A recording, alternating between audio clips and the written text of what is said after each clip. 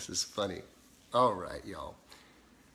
It said poor connection, and there's really no way it's a poor connection in this house. To get a better connection when I'm driving. Very interesting, very interesting. Well, I really appreciate everybody and the day you may have had today. And I intend for this video to be shared with the most ridiculous conservatives you know that you may judge, and the most irate liberals that you may know. I intend for this video to be shared. I expect this to be shared. I expect people to, silence is assumed to mean consent. And when you're given something good, then you should have a desire to share that with other people. So let me just begin, first of all, by honoring Martin Luther King Jr. and everything that he stood for in this country and the advances in this country that have been made through his declarations by faith to create an environment of thought. It all begins with thinking, guys. It all begins with thinking and with a vision and with being able to see something. And so I intend tonight to conclude this with Republicans and Democrats both going like this. And I intend to make some people uncomfortable, because when maturity speaks to immaturity, and when selflessness speaks to selfishness, there is a conflict. And the conflict is always between whether a person is willing to pay a price or not in their heart and in their character to do the right thing, period.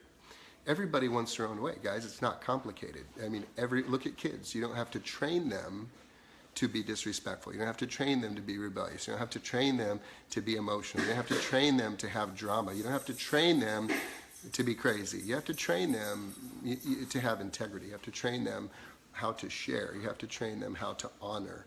You have to train them how to respect authority. So it's just, you know, my favorite book says even a child is known by his doings, whether they are right or not. So here's what I want you to understand. What would Martin Luther King Jr. do? I've thought about this all day long, which is why I didn't go on this morning. What would Martin Luther King Jr. do if he was invited to one of the national media networks tonight and was interviewed with his thoughts and opinions on what is unfolding in the United States of America right now? And I have no doubt in my mind that he would be vehemently opposed and agitated by the activity and the behavior of people who are creating additional conflict and division. It's you know, it's one thing to stand somebody's ground in what they believe. It's another thing to cross into an attack on somebody else. And you know, one of my favorite stories in one of my favorite books is somebody who was absolutely busted, disgusted, couldn't be trusted, busted, caught in the act, busted. You are done. And the law, now this is the law, it was legal. The law said, the law. I mean, this was the law. This was like, I have the right to do this. The law said, back in the day, if a person is caught in adultery, they can be taken out to the town square and be stoned to death. This was the law. And many of you who have gone to church and pastor may have read the Bible, may have read this story about this woman who was caught in the act of adultery, who was brought before the town center, and Jesus was questioned and put on the spot, as many people did, who didn't really want revelation or understanding. They just wanted to try to trap him and catch him, try to trip him up. And they asked him, plain and simply, say, what do you say? We have the right to do this. It's a legal right of ours. What do you say? And it said he sat there and just was writing in the sand with his finger. Didn't say anything for a minute. And finally he spoke. And he said this very clearly. Many of you know what he said. He looked up at the crowd and he said, he who is without sin cast the first stone. Meaning, I'll give you my modern day interpretation. You'll think too, know what I'm saying? Who's without sin cast the first stone. And it says that the oldest began first setting down their stones and walking away. Because see, everybody, all of us know, if we were under the scrutiny of the President of the United States, and if there was a magnifying glass on our lives at any given time, any person, I don't care who it is, there's going to be some stuff that you're not proud of. I mean, because we are human, guys. We make mistakes. We make mistakes. And our ability to demonstrate grace to other people in the conversations that we have, the ability to maintain the unity of respect for our nation, in my opinion, should always supersede a right that somebody feels they have to dog or attack another person. I just think it's jacked up. What do I think Martin Luther King would do? I think he would reprimand a lot of people for certain behavior, and he would speak of honor, and he would speak of unity, and he would speak of, for instance, when Barack Obama was first brought into office, there were, a huge part of the nation that didn't want him as president, that voted for somebody else. But you know what they did? As Americans, we all got together, and although it may have been frustrating for half the country, you get with the program. Now, sure, there's always a faction of extremely immature individuals who are going to act like children, who have never been taught, or maybe it's never been modeled, how you handle connecting with others and honoring them when you share a different belief system. Unfortunately, a large portion of the church misses that too. That's why a lot of really cool people who should be enjoying the benefits of church don't go there, because there's a lot of jacked up folks in there that think they're holier than thou, that they think there is no odor issue with their fecal matter, and there is. And that's just sad, because the message of Dr. King was love. Love. Now, I don't mean American love. I love McDonald's. I love hamburgers. I love beer. I love the Cowboys. I love the Packers. I love football. I don't mean that. We're talking about when you look at and you break down the original, the Greek word, and there were 3 different derivations of that. You had the eros love, which was the romantic love, and then you had the phileo love, which was a brotherly love, but then you had this agape love, which demonstrated and spoke of the love of God, which is an unconditional love that gives. It's an unconditional love that gives. The love that most of us think about, teenagers think about, is a love that gets. And that's not what we're talking about here. It's not what Dr. King was speaking about. It was a love that many times spoke in silence because it was not adversarial and violent in its nature. These 3 remain: faith, hope, and love, the greatest of love. Love always wins, period. And I'm not talking about going and hugging everybody's neck. I'm talking about the giving of honor and respect. Now, it's easy to give that when someone is deserving of that, or when somebody believes like you believe. It becomes different when one begins to qualify their love based on, do you believe what I believe? Are you with it with me? Are me and you like this? Or are we not? Because if you're not, well, then I'm withholding from you. You know what's crazy, guys? You know what the Bible says? It says, God rains blessings on the just and the unjust. People, it was like my video yesterday. Do you know of him, or do you really know him? Do you know of him, or do you really know of him? Do you know, this blows most people's minds. Do you know the Bible says that it's God's goodness and kindness to people that makes them want to change their behavior from being crazy?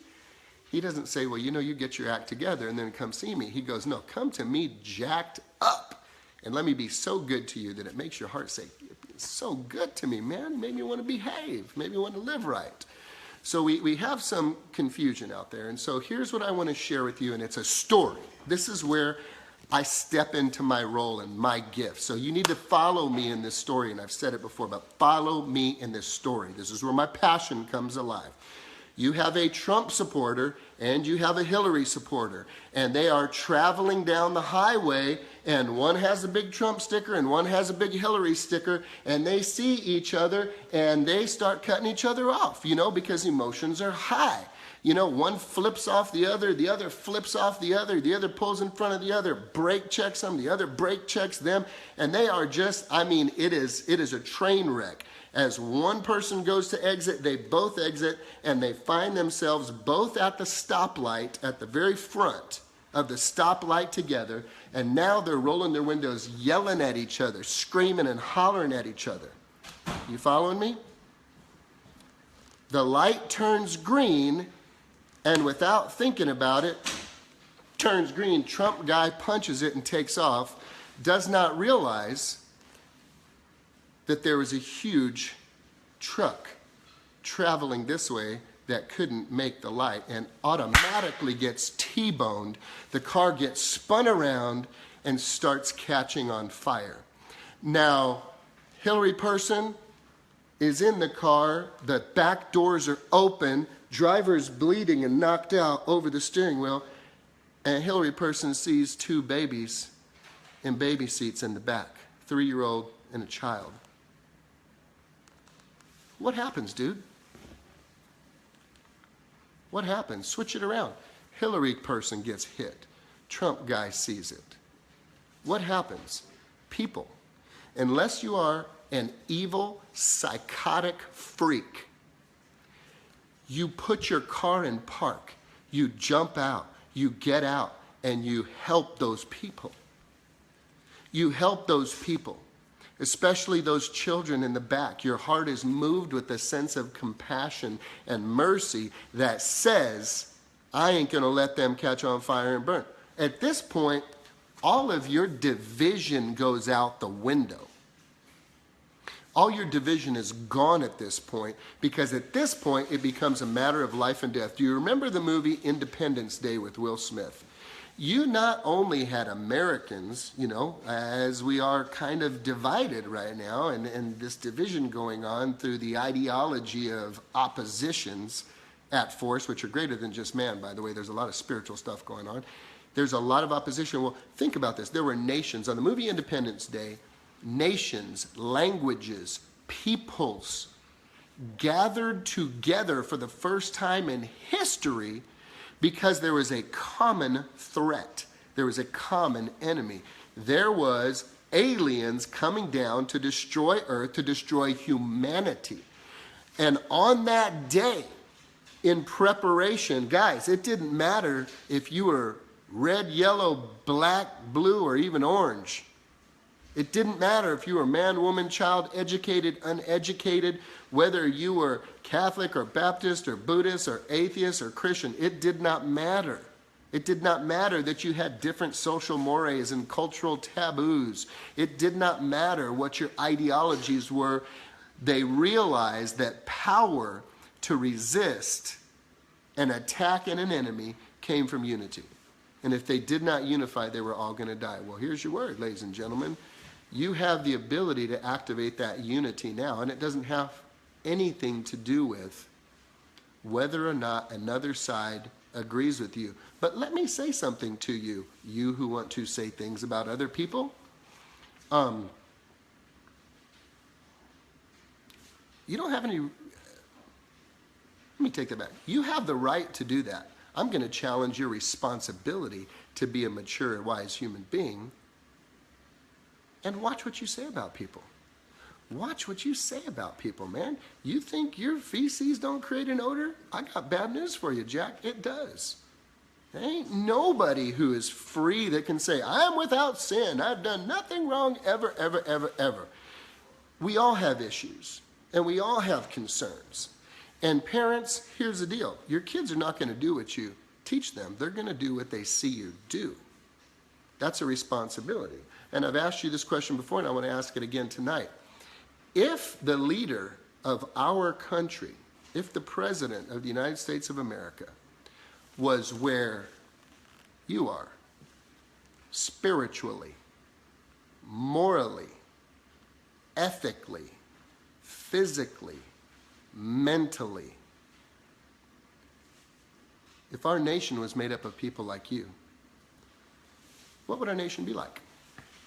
Would it be a nation of really inclusion? Would it be a nation of love and blessing and honor? Would it be a nation of power and unity? Or would it be a nation of snivelly-nosed, whining, immature, thumb-sucking babies just looking for a reason to create drama? Does that make sense? What would it be? You can answer the question. You know, Martin Luther King said something. He says, unity has never meant uniformity. Unity never meant uniformity. You don't have to be uniformed in order to have unity, guys. And he also said we must learn to live together as brothers or perish together as fools. Martin Luther King, we must learn to live together as brothers or perish together as fools. So my charge to you is this. If you're not qualified to run the United States of America, then I'm going to suggest that you close your blessed little mouth and you pray for those in leadership, and that you begin to learn the art and the skill of honoring other people who do not necessarily believe what you believe. Oh, it's going to hurt. It's going to hurt, especially if you have a habit of putting other people down. And I get it. Trust me. It's not complicated psychology, y'all. People who put other people down are doing so out of embedded insecurities in themselves. It causes another person to feel superior when they put another person down. I would just say, hey man, I pray for you that you begin to love yourself enough that you can love other people. Not that Hollywood love I was talking about. I'm talking about that unconditional love that says, I believe in you, I'm going to honor you, and I'm going to create conversations around you that you will grow into, rather than accuse what I think is there. Because guys, nobody knows the story. Everybody's got a story. And for you to judge a person on the limited information you have just exposes a weakness in your character. So my charge to you, learn to love yourself. Learn to have grace and mercy on other people. What would Dr. King say today? What would he say today? He would say what he said back then. He would say, love is the answer. You guys have a great evening.